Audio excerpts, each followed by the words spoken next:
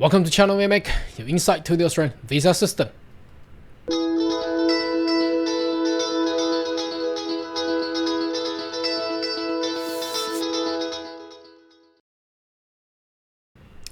Good day everyone, my name is Carl Young, your online YouTube visa consultant.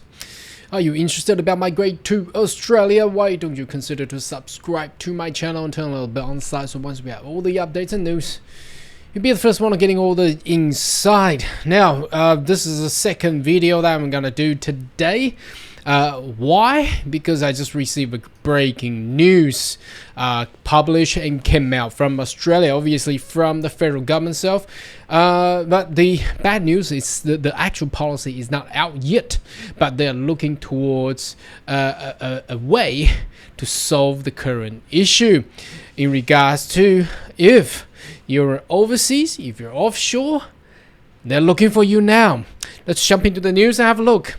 There are actually three news with the same topic but similar contents, which covers all angles, and we'll take you to have a look today. So as you can see, the title reads: Albanese government pushes through 60,000 permanent visa application to tackle labor shortage. Now, this is very welcome, and obviously you know and learn about the high interest rate and the skill not shortage, it's not skill shortage, but the unemployment is so low and they just cannot find any more workers there. So basically what they're trying to tell us is that the government will prioritize processing 60,000 permanent visa application by overseas skilled workers. Now the key words here is overseas skilled workers. Why?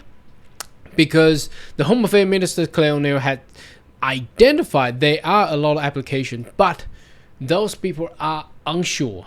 If you're unsure, obviously you're in Australia and you probably is already in the workforce. So if you're in the workforce and there's still work shortage, skill shortage out there, they need to bring people into Australia. So they are focusing now for all the offshore applicants. So it's good, very, very good news, because I know a lot of people, a lot of viewers have been waiting for years on their visa application to go through. So you probably is gonna expect your grant of visa very, very soon. So while talking to cafe owners, pub owners, every business owner in Australia now are suffering because they just cannot find workers.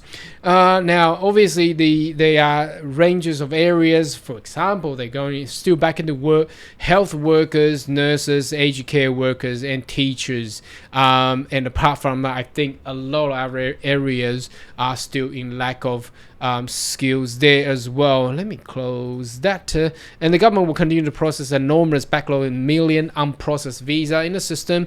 And Miss Claire O'Neill said that there are more staff being added in, and I personally had experienced it because I noticed some case officers with the new names I've never got in touch before. So obviously these people will be new, and that's good. And how many people probably don't realize a lot of people have given visas worked actually already in Australia, so they are not going to prioritize those who are unsure, but they are going to prioritize who are offshore. So they want to bring people into Australia to help the actual situation. So again, they're talking about the business sector want to have more permanent skilled people and the visas to tackle the situation, and also talking about the former government has set on 160,000 cap, which I believe by September, the Job and Skills Summit, held by the Treasurer and the Prime Minister, will actually address that. Remember, last week, the Treasurer said about the temporary increase on the permanent skill to 200,000 or something like that. So anyway, I think that's going to be all the welcoming messages that we are receiving. Let's jump into another media from SBS. Now, let's scroll that over. So the title still says it's the same news, but it's just different angle. I want to cover all of them. So skilled workers prioritized amid backlog on almost 1 million applications. How do you deal with the 1 million applications? Anyway, we should get that done as soon as possible, so we get the the economy back to normal. Australia visa backlog tackle first, prioritizing 60,000 permanent application lodged, and they are basically looking at all overseas workers. So they want people from overseas to come in. If you're already in Australia, well, I don't want to say unfortunately, it just, be patient. At least you're already in Australia, so you'll be fine. So they want these people who have suffered and stuck overseas, they want them back. Okay, so obviously this is caused by the former government's cap and also COVID-19 border closure. And if we move downwards, it's the same thing, the same content they have said again. It's drop of the ocean when we are talking about backlog that is close to 1 million. So the new government figures have revealed the current backlog. Look at this number. 961,016 visa applications across all categories. So that including family, parents, partners, you name it, work visas, protection visas, student visa even, with 560,187 lodged by people outside Australia. So that's more than half.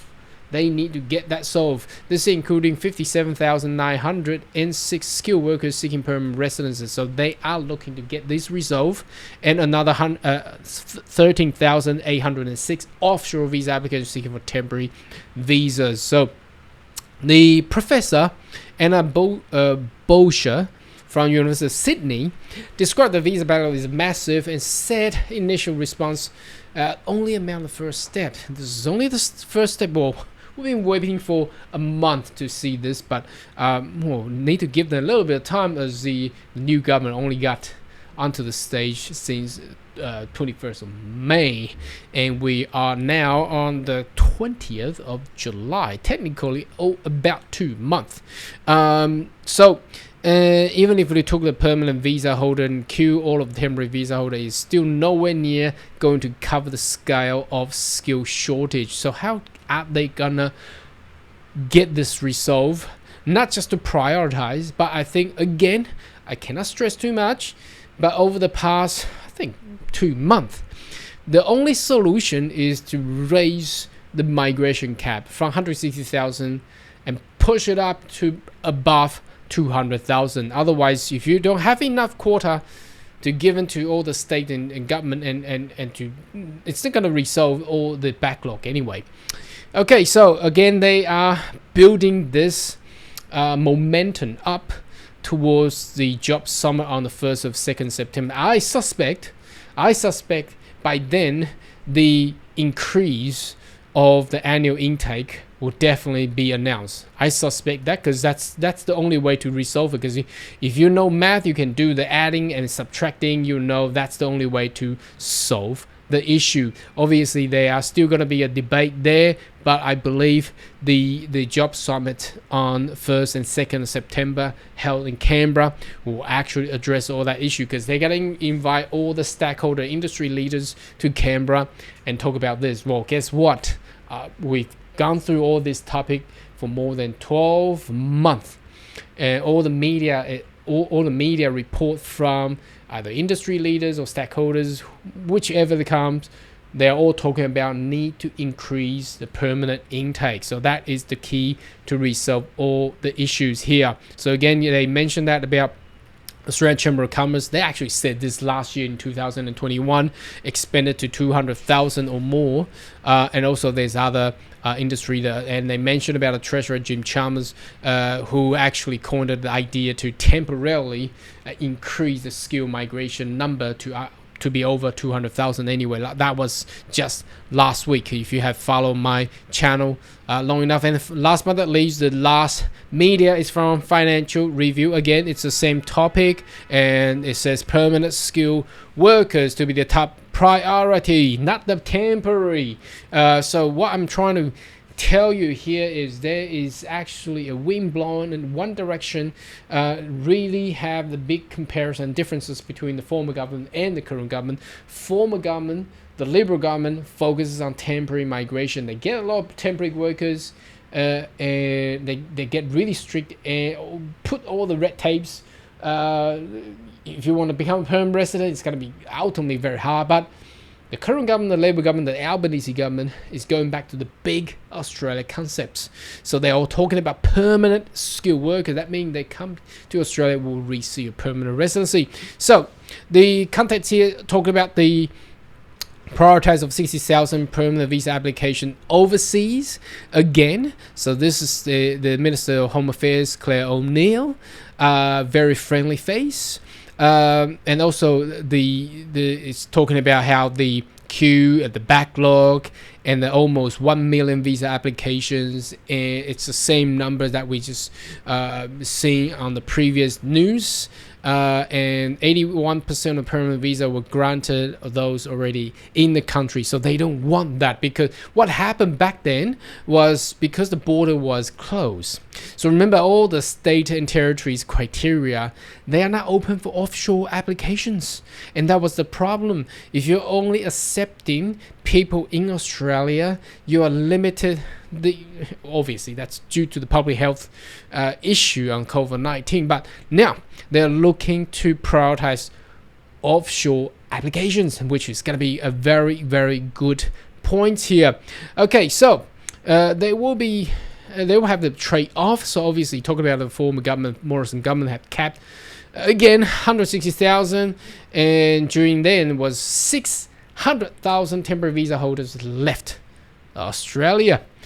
Now business group, again, they're talking about, so this is all you can smell how the government is actually pushing through what's going to happen. So it's very likely by September there will be a change on the annual intake for sure. This is going to be for sure.